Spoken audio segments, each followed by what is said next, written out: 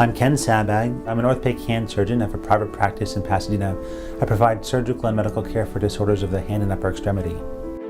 One of my patients was Kristen Elliott.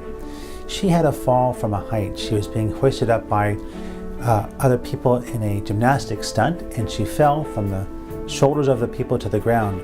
She reached out to break her fall with her hand like we would all do, and in doing so she had a fractured dislocation of her elbow.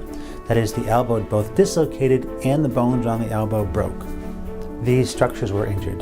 The bone was injured, the ligaments were injured, and some of the bone that was broken had been removed, and so her elbow just wasn't normal anymore. If you held her elbow still, her elbow would move side to side in a way that it's not supposed to. If you work in this field, that injury is, well, it's apparent to me, right? It's what I do. I can see and understand the nature of the injury.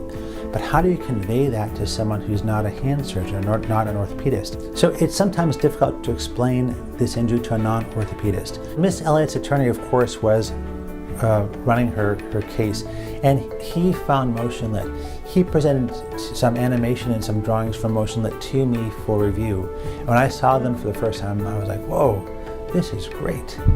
So MotionLit was able to put together an animation showing the mechanism of the injury, and MotionLit was able to put together photos and video showing what happened inside her elbow in a way that conveyed it really accurately to a layperson. The videos projected in the courtroom, the videos projected great. They played from a laptop on the desk to a screen in the room, and they were easy to see and highly effective. It would have been very hard to convey these complex topics were it not for the visual aids.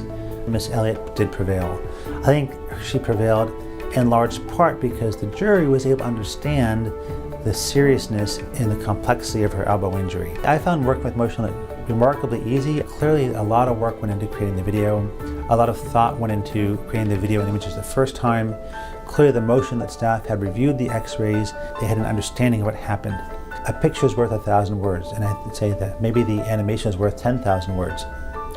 When a person saw the animation, it became immediately clear what happened to her elbow. To this day, I've described the MotionLit animations as really stellar and fantastic. If I had a similar case come in the future, I'd refer the attorney to MotionLit.